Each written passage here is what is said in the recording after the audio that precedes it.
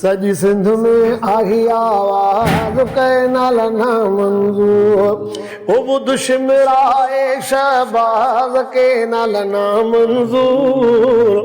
ओ बुध शिमराए शहबाज के नाल ना मंजूर सजी सिंध में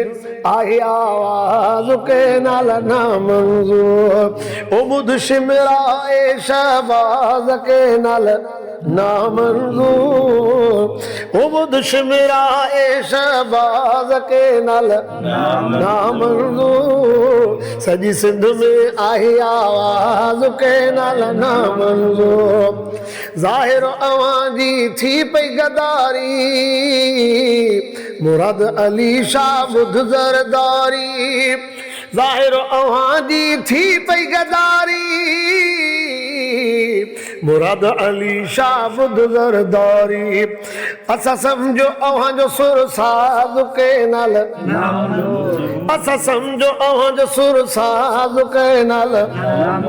सजी सिंध में आई आवाज़ के नाल ना मंजूर सजी सिंध में आई आवाज़ के नाल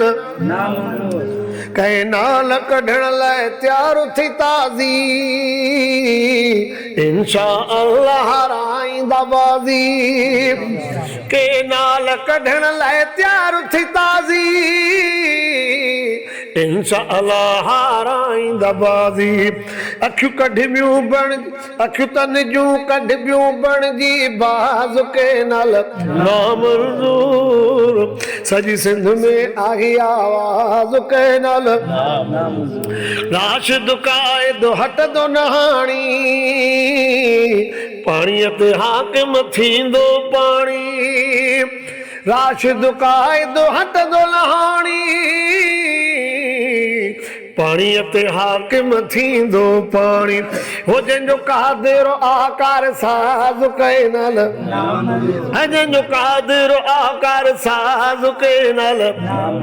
सजी सिंध में आई आवाज़ कैनाल ना मंजूर सजी सिंध में आई आवाज़ कैनाल ना मंजूर ओ बुध शिमराए शहबाज कैनाल ओ बुध शिमराए शहबाज के नाल सजी सिंध में आई आवाज़ के नाल ना मंजूर।